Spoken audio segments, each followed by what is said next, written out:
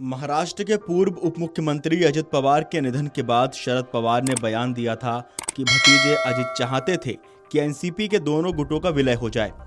शरद पवार ने बताया था कि 12 फरवरी को विलय का ऐलान होना था।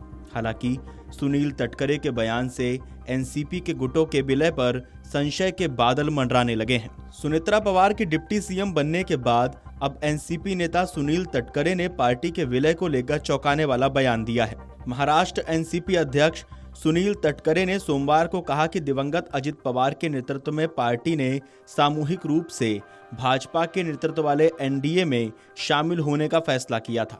उन्होंने कहा कि एनसीपी सत्तारूढ़ महायुति गठबंधन में ही बनी रहेगी।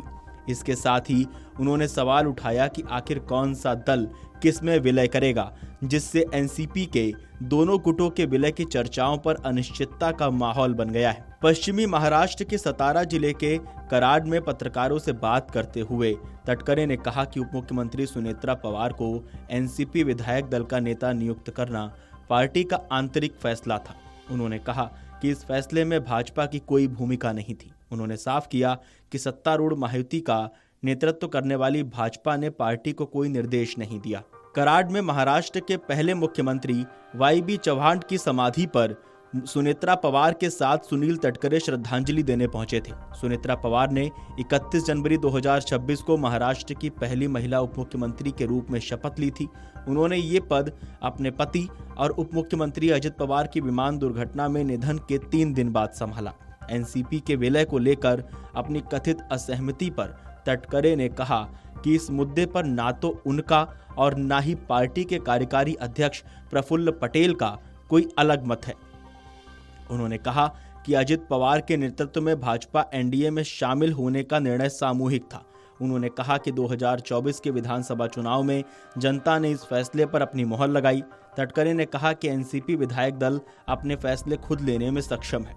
उन्होंने ये भी कहा कि अगर एकीकरण की बात हो रही है तो ये साफ किया जाना चाहिए कि कौन सा गुट किस में शामिल होगा। इस बीच शरद पवार गुट के नेताओं ने दावा किया कि दोनों गुटों के विलय पर बातचीत अंतिम चरण में थी और 12 फरवरी को इसकी घोषणा होनी थी, जिनमें पार्टी प्रमुख शरद पवार भी शामिल हैं। हालांकि मुख्यमंत्री देवेंद्र फडणवीस ने कहा कि अगर ऐसी कोई बातचीत होती तो मुख्यमंत्री अजित पवार उन्हें इसकी जानकारी देते।